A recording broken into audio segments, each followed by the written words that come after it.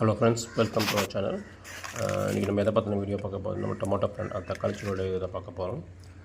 இந்த செடியை பார்த்திங்கன்னா நம்ம கடன் மண் எடுக்கும்போது பார்த்திங்கன்னா நம்ம கீழே எவ்வளோ இருந்துச்சு நம்ம வீட்டு பக்கத்துலேயே சரி நம்ம தொட்டியில் வச்சு பார்க்கலாம்னு சொல்லிட்டு தான்.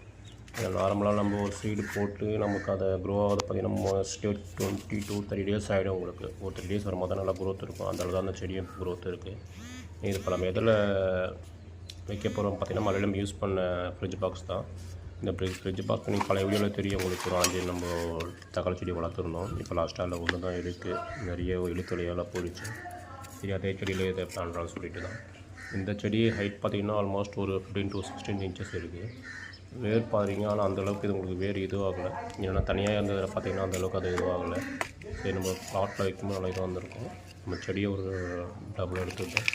அது கூட பார்த்திங்கன்னா அது ஏற்கனவே இருந்த இடத்துல இருக்க மண்ணையும் கொஞ்சம் எடுத்துக்கிறோம்.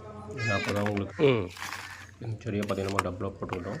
அது கூட பார்த்திங்கன்னா நம்ம ஏற்கனவே மண் அதையும் எடுத்துக்கிட்டோம். ஏன்னா அதுமாதிரி இருக்கும்போது உங்களுக்கு கொஞ்சம் சப்போர்ட்டிவாக இருக்கும். இப்போது நம்ம எந்த பாக்ஸில் ஏற்கனவே சொல்லியிருந்தேன் இல்லையா உங்களுக்கு, நம்ம ஏற்கனவே யூஸ் பண்ண ஃப்ரிட்ஜ் பாக்ஸ் தான். இது ஆல்மோஸ்ட் ஒரு 4 செடிக்கிட்ட நம்ம ஏற்கனவே வளர்த்துருந்தோம். நடுவில் எலி தொல்லையால் பார்த்திங்கன்னா நிறைய சேர்த்து போச்சு செடி உங்களுக்கு. அதனால் இப்போ ஃப்ரெஷ்ஷாக இதில் வைக்கலாம்னு சொல்லிவிட்டு இப்போ இந்த வேர் பார்த்திங்கன்னா ஆல்மோஸ்ட் உங்களுக்கு ஒரு 3 to 4 inches இருக்குது ஸ்டெம். இதில் நம்ம இப்போ எவ்வளோ பழம் எடுக்க போகிறோம் பார்த்திங்கன்னா ஆல்மோஸ்ட் ஒரு 10 inches எடுக்கிறேன்.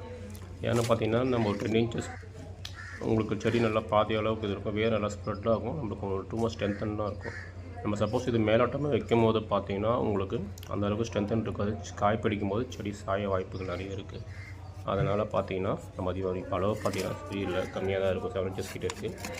அதனால் நல்லா உங்களுக்கு ஆழமாக எடுத்துகிட்டு அதை நம்ம இப்போது செடியை வைக்க போகிறோம். எடுத்துகிட்டு அவ்வளோதான். இப்போது ஆல்ரெடி ஈரப்பதம் செடி இப்போ வச்சிடலாம்.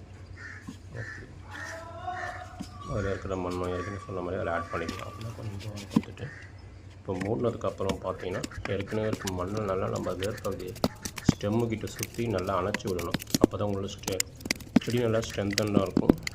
நம்ம சப்போர்ட்டிவ் வந்த அளவுக்கு செடி வளரும்போது நல்லாயிருக்கும். இதாக இருக்கும். நம்ம என்ன பண்ண போகிறோம், நம்ம தண்ணியில் ஃபிஷ் பாண்டில் இருக்க தண்ணியை தூக்கணும். ஏன்னா இந்த தண்ணியில் கொஞ்சம் அமோனியா கண்டென்ட் அதிகமாக இருக்கும். அதனால் ஃபிஷ் செடியோட க்ரோத்துக்கு நல்லா ஹெல்ப் பண்ணும். அதனால் இந்த தண்ணி நான் இது பண்ண போகிறேன். இப்போ நார்மலாக டொமேட்டோ பிளான்ட் நம்ம வைக்கும் போது பார்த்திங்கன்னா அந்த ஸ்டெம்ஸ் நல்லா எவ்வளோக்கு அளவு நம்ம மண்ணில் ஆழமாக பதிக்கிறோமோ அந்தளவுக்கு செடி உங்களுக்கு ஸ்ட்ரென்த்தனாக இருக்கும். சீக்கிரமாக செடி இது லாஸ்ட் டைம் பார்த்திங்கன்னா நிறைய இதுவாகிடுச்சு. நம்ம மேலேயே வச்சு நிறைய இதுவாகிடுச்சு.